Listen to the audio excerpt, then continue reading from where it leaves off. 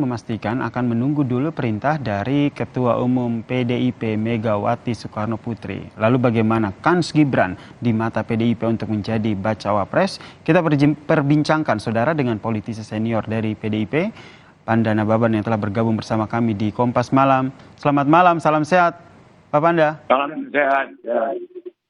Nih, Sekjen PDIP Hasto Kristianto mengakui bahwa melirik Gibran nih. Kemarin juga Gibran sudah melapor begitu dalam Rakernas keempat PDIP. Update dari PDIP sendiri seperti apa melihat sosok Gibran? Ini perkembangan terakhir diikuti redaksi Kompas TV nggak?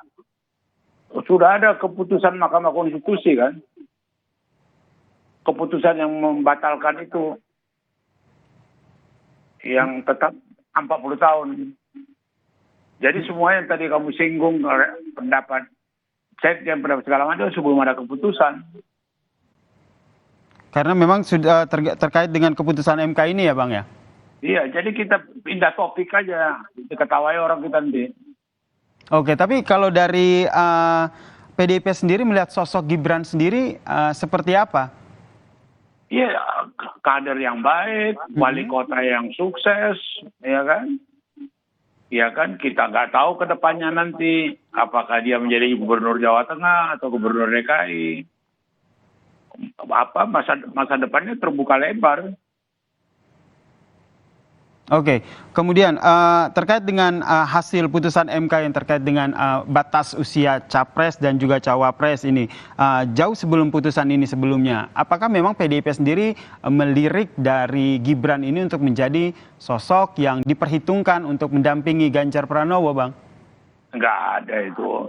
Jadi gini ya, banyak kecemburuan kan iri hati melihat begitu solidnya PDI Perjuangan sekarang.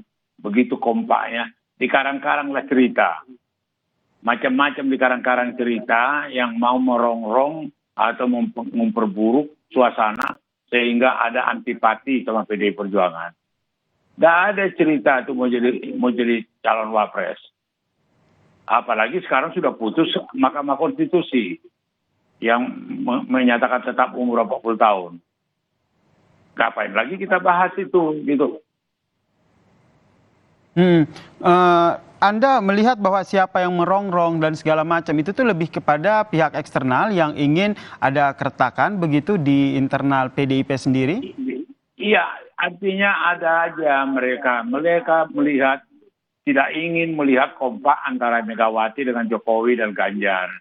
Dikarang-karanglah cerita, dibuatlah semacam satu ada drama-drama. Padahal kedua tokoh ini, baik Jokowi maupun Megawati, orang-orang yang punya karakter, punya etik. Dan punya kalau istilahnya Jokowi itu punya budi pekerti. Jadi kalau disimak pidato dari Jokowi kemarin di Rakernas, itu sudah memberikan signal yang sangat kuat. Yang dikatakannya nanti setelah dilantik jadi presiden, langsung tidak usah tunggu, kerjain itu kedaulatan pangan itu. Itu langsung, bukan dikatakan jikalau nanti terpilih, nggak ada pakai jikalau dia. Langsung aja. Jokowi mengatakan nanti kalau sudah dilantik, langsung kerja. Persiapkanlah mulai sekarang. Oke, ini berarti sebagai sebuah penegasan bahwa memang tidak ada konflik begitu ya, hubungan antara PDIP, Ketua Megawati Soekarno Putri dan juga Joko Widodo ini baik-baik saja ya? Nggak ada itu, cuma dikarang-karang karena memang keinginannya dibuat-buatlah cerita membingungkan gitu loh. Kemudian ini, Bapak Anda izin saya potong, kemudian ini kan jelang pendaftaran capres cawapresnya begitu kan, sampai saat ini juga masih menjadi teka-teki begitu, cawapresnya Ganjar Pranowo siapa begitu. Memang tidak bisa disebutkan langsung oleh Bapak Anda ini, tapi bolehlah dikasih kode-kode ataupun hal apa yang bisa akhirnya bisa ditangkap oleh masyarakat begitu. Terkait dengan cawapresnya ini. Tidak ada teka-teki, yang pasti sudah ada keputusan Ibu dengan Jokowi dan Ganjar siapa. Cuma secara etik disiplin partai kita tidak boleh mendahului, apalagi membocorkan itu, gitu loh. Apakah ini ada kaitannya dengan Ganjar yang tidak hadir di penutupan Rakernas dan diminta untuk ke Surabaya menemui orang spesial? Nggak ada. Di karang-karang aja itu, biar agak dramatis gitu loh. Termasuk kedatangan beberapa menteri ya, yang menjadi sorotan pada saat Rakernas. Ada Mahfud MD yang datang, kemudian kalau Sandiaga Uno kan memang sebagai bapilonya P3 begitu, tapi hadir sebagai Menko Parekraf begitu. Apa yang salah gitu? Kehadiran mereka bisa dianggap sebagai sebuah sinyal ataupun menguatkan bahwa wah di antara mereka nih bakal menjadi calon kuat cawapresnya Ganjar nih. Ya suka lah ditafsirin. Suka lah mau ditafsirin apa. Pak, kita melihat itu undangan biasa. Iya kan, itu wajar. Dan namanya satu persatu disebut Ibu Megawati, Menteri ini, Menkopo dan sebagainya.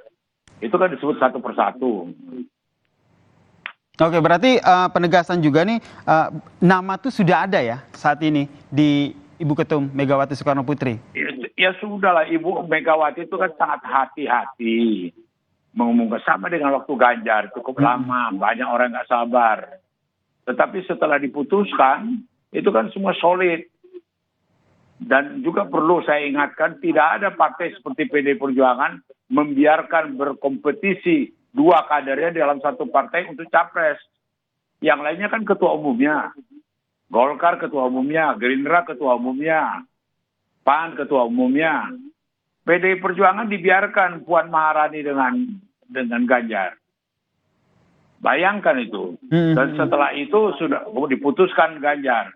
Semua patuh, semua ikut, semua kompak. Oke, berarti masih menjadi rahasia begitu. Bisa saya katakan jadi teka-teki ya cawapres dari Ganjar Pranowo ini siapa?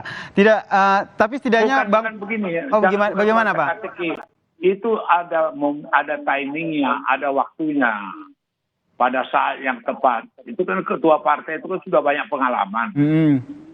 Dan dia membuktikan bahwa yang dipilih dia itu baik. Lihat dulu, Risma dipilih di Surabaya. Paten Surabaya, legendaris Surabaya, sekarang Mensos. Nah kemudian dipilih lagi Ganjar, 2 periode gubernur, dan sekarang jadi calon presiden. Jadi Megawati itu tidak sembarang memilih, dan sudah teruji gitu loh. Selain soal elektabilitas, kemudian juga bisa mendongkrak suara dari Ganjar, kemudian PDIP selalu menggaungkan sosok dari Pilpres ini berbicara sosok begitu dari capres yaitu Ganjar dan juga cawapresnya nanti. Menurut Bang Panda sendiri, Pak Panda sendiri, apa yang menjadi pertimbangan paling krusial dari Ketum Megawati Soekarno Putri sehingga menentukan ini yang pantas menjadi cawapres pendamping Ganjar? Dan tidak ada yang krusial, yang bagaimana menjadi pertimbangan itu gampang dibaca. Prestasinya dia 2 periode sebagai gubernur, sudah teruji, dan dia dicintai rakyat di Jawa Tengah, dan kemudian dia mempunyai pengalaman 2 periode di DPR. Nah, Ibu Mega melihat punya kemampuan lah ini. Untuk cawapresnya? Cawapresnya sabar, nanti akan diputuskan itu. Sabar kita nunggu, gitu loh.